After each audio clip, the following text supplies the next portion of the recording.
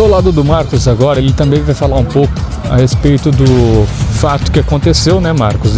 Diante dos fatos que na verdade foi no local então onde ocorre concurso em prol à empresa onde o pessoal também trabalha e participam dessa manifestação. Primeiramente, boa noite para você, Marcos. Boa noite, tudo bem? Na verdade ocorreu tanto dentro da empresa como dentro da unidade do Senai. Os primeiros 6 meses de trabalho, contrato de trabalho na indústria, que lá é dividido em indústria e agrícola, na parte de manutenção, foi tranquilo. O problema começou quando eu fui trabalhar na agrícola. Eu comecei a ter assédio sexual, moral por parte de colegas de trabalho.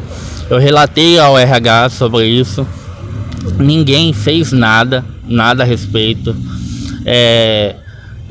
Dentro do Senai foram 2 episódios diferentes. A menina começou a ser homofóbica. Eu acredito que qualquer um tem que ser contra isso. Eu confrontei ela deferiu um tapa em meu rosto.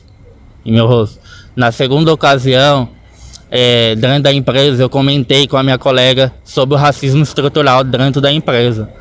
E começou a ter esses desdobramentos essa conversa vazou, chegou até a pessoa. Aí ela começou a falar que só recebia nota por ser branca, me atacar, me ofender. E isso ocorreu dentro do Senai, foi em questões de 5 minutos. Ela falou que eu era preto imundo, que eu me vitimizo por ser preto, que por ser preto eu mereço estar na merda. Aí ela pegou e cuspiu no meu rosto. E tanto é que não teve nenhum acolhimento por a parte do Senai. O único que me acolheu foi o professor que estavam presente ali. Mas parte do Senai ninguém me acolheu. Veio o coordenador e a psicóloga, demorou 3 dias para vir conversar comigo. Mas ainda eu fui taxado como uma pessoa fria e vingativa por querer justiça. Entende? A questão que a empresa se coloca como antirracista, isso é mentira, porque eu já tinha relatado isso dentro da empresa. Ninguém fez nada. É só você pegar o quadro de funcionários da empresa. Pergunta quantos diretores, líderes, coordenadores negros tem dentro da empresa. Não tem.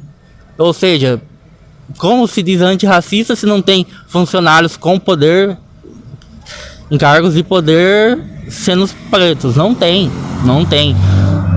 Tanto que devido a isso, eu procurei meu médico, fui recontratado pela empresa. No primeiro dia já de trabalho que eu retornei, eu comecei a ser assediado moralmente no primeiro dia.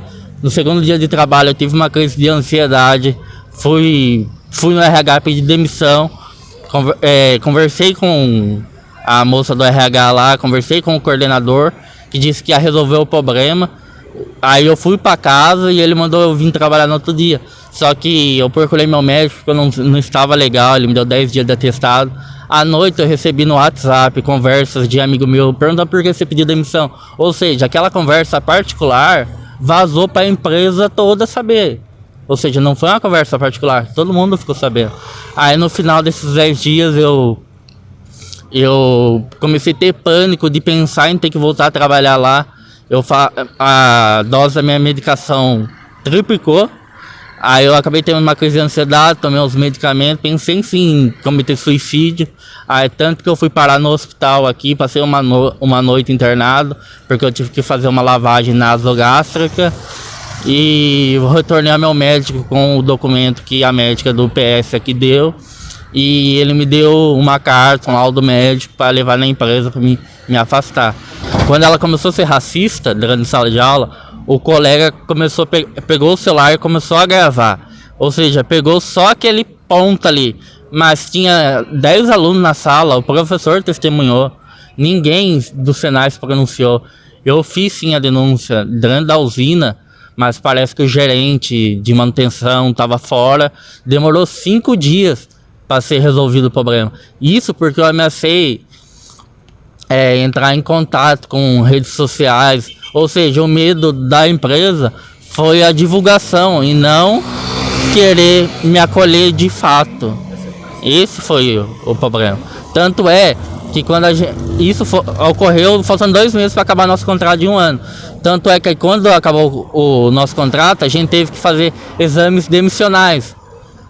E a menina foi mandada embora 2 semanas antes. E me colocaram para fazer exame junto com ela, no mesmo dia, no mesmo horário. Eu fiz exame com ela. Eu me senti totalmente desconfortável, de fato. Ou seja, cadê a preocupação da empresa em relação a isso? Não teve. Não teve. Hoje eu não consigo dormir, não consigo estudar. Minha vida realmente parou por conta disso. A empresa emitiu uma nota e você também emitiu uma outra no mesmo dia em que a empresa emitiu a nota após diante dos fatos. Quero que você fale um pouco a respeito da nota que você emitiu. Eu emiti a nota relatando a verdade, porque a empresa mentiu na nota, eles não se preocuparam comigo. Se tivesse se preocupado, não teriam colocado a menina para fazer exames no mesmo dia que eu. Não teria. Quando eu relatei o caso de assédio sexual e imoral na empresa, eles deveriam já ter tomado medidas. Como eles se preocupam, alega que se preocupa, se não tomaram nenhuma providência? É contraditório. A empresa entrou em contato com você, te ofereceu algum suporte depois diante dos fatos e tentou algum contato com você? Você se refere após a minha nota? Queriam me ligar, só que eu já tentei conversar com eles diversas vezes para resolver o entrave.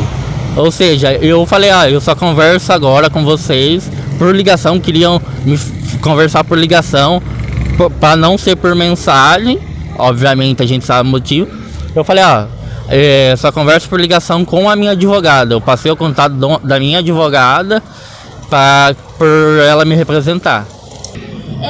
Eu queria te perguntar qual é o seu posicionamento em relação aos atritos que você tinha também contra a agressora. Eu não tinha atrito nenhum com ela. Eu apenas confrontei os fatos dela estar cometendo esse crime. E a empresa alega ter a maioria de funcionários pretos dentro da empresa, mas tá tudo no campo, trabalhando em cargos inferiores. Quantos negros têm cargo de liderança? Agora eu faço uma pergunta aos diretores, aos supervisores aqui da empresa. Quantos supervisores, coordenadores e diretores, ou até mesmo gerentes negros tem dentro da empresa? Não tem. Então é contraditório sim essa fala. Em relação às testemunhas que presenciaram, eles ainda têm vínculo com a empresa de trabalho e eles têm medo de vir a público a falar por medo de retaliação, medo de ser mandado embora, porque são pessoas pobres também. Mas você também tem vínculo com a empresa ainda? Tenho, mas eu estou afastado por questões médicas. Outros colegas passaram também pelo mesmo, mas eu fui o único que tive coragem de vir a público denunciar, porque isso acabou com a minha saúde mental. Então já aconteceu várias vezes, já teve outras vezes de acontecer esse fato dentro da empresa ou dentro do lugar onde vocês prestam um curso? Sim, dentro da empresa já acontecia isso, que sofreram assédio sexual, tanto que ninguém quer vir a público se pronunciar, mas eu tenho conversas privadas com eles, que provavelmente eu vou ter uma entrevista com a rádio e eu vou divulgar essas conversas, tapando obviamente o rosto para preservar esses colegas. Então não foi um caso isolado, foi apenas eu que tive coragem de vir a público a dizer a respeito. Bom, então, Marcos, gostaria que você falasse mais alguma coisa, se você quiser acrescentar, fique à vontade. Eu acredito que deixo uma frase da Angela Davis aqui, que não basta não ser racista, é necessário ser antirracista em uma sociedade colonialista ainda como o Brasil é, como a gente enxerga ainda os negros na marginalidade social, tanto dentro da empresa em cargos de liderança quanto no âmbito social.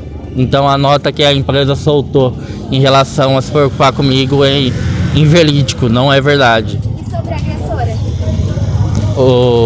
A agressora fez o exame junto comigo, que eu achei falta de senso nenhum. O jornalista Pedro Borges da Almas Pretas entrou em contato com ela, a mesma xingou. Não teve atrito nenhum no quesito de âmbito pessoal. Não tinha atrito nenhum. Foi realmente ser confrontada após ela cometer esses crimes mesmo. Tá bom então, Marcos. Aí, Everton Garcia para Informativo São Manuel.